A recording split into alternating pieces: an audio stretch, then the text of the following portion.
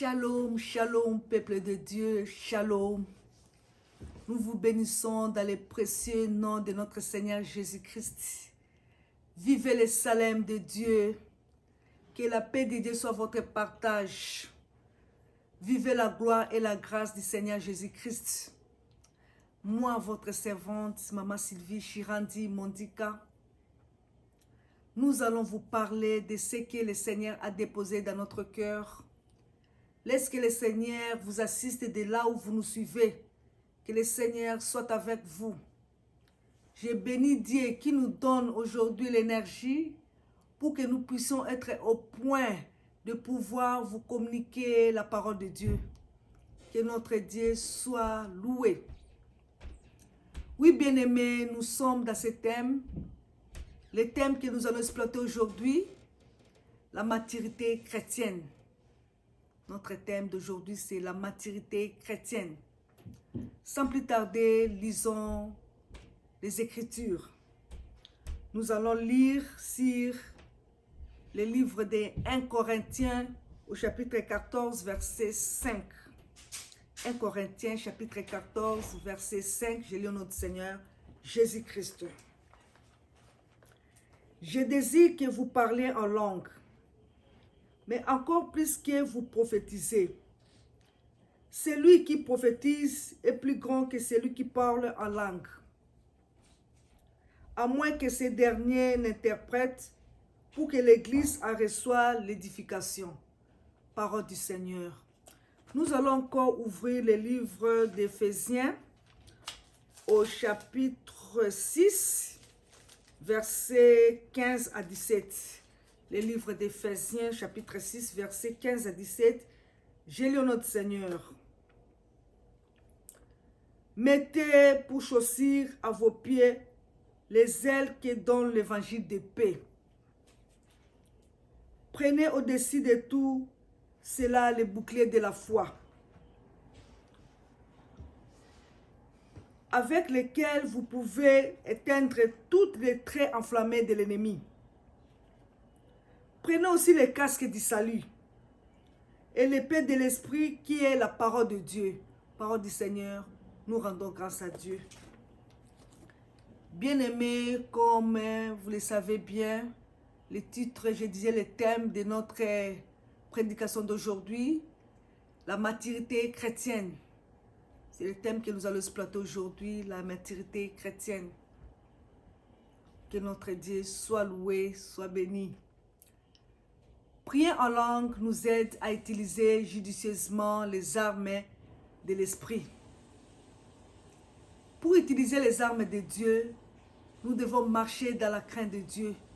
Nous allons marcher dans l'obéissance de la parole de Dieu. Nous allons marcher selon la volonté de Dieu. Car Christ a déjà tout accompli sur la croix. Nous savons que Jésus-Christ a accompli tout sur la croix. Et lorsqu'on utilise les armes de Dieu, on tient ferme à toutes sortes d'averticités. Lorsque tu parles en langue, l'Esprit va t'aider à marcher dans la vérité.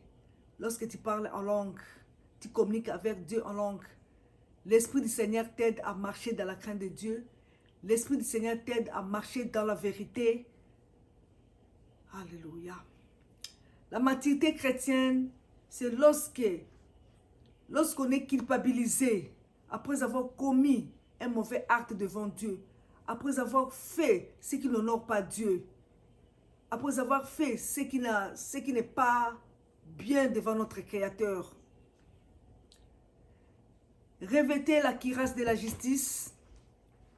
Lorsque vous portez la cuirasse de la justice, vous essayez sincèrement de garder votre cœur pur et vos motivations honnêtes. Et Satan a peur de quiconque qui a un cœur pur. Celui qui a un cœur pur, celui qui honore Dieu, Satan a peur de lui. Satan n'a pas peur de quelqu'un qui prononce le nom de Jésus-Christ et qui vit dans le péché. Quelqu'un qui prononce le nom de Jésus-Christ et il vit dans le péché, Satan n'a pas peur de lui. Satan n'a pas peur de lui. Lorsqu'on parle à langue, la peur s'éloigne car on a l'assurance. Lorsqu'on parle à langue, la peur s'éloigne de nous car on a l'assurance. Car on a l'assurance avec Jésus-Christ, avec notre Dieu. Mettez vos chaussures, mettez les chaussures dans vos pieds, les ailes qui donnent l'évangile de paix. Mettre les chaussures dans les pieds, c'est les ailes qui donnent l'évangile de paix. Là, on trouve ça dans le livre d'Éphésiens, chapitre 6, verset 15. Un soldat qui n'a pas une bonne chaussure, un soldat qui n'a pas une bonne chaussure va être mal à l'aise. Il va être mal à l'aise. Et la langue est comparable à nos chaussures, car grâce à ces derniers, on aura des ailes qui donnent l'évangile pour accomplir la volonté de Dieu. Les respects ouvrent les cœurs fermés. Mais lorsqu'on n'a pas ça, c'est difficile d'être considéré comme l'exemple à l'égard des autres. Prenez en toutes circonstances les boucliers de la foi.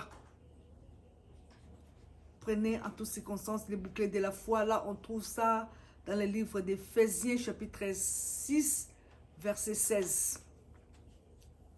C'est la parole de Dieu qui nous aide à éteindre les traits enflammés du diable. Prenons le casque du salut. Là, on trouve ça dans le livre d'Éphésiens, toujours au chapitre 6, verset 17. Un soldat sans casque est suspect, car c'est grâce à ces casques qu'on reconnaît son entité.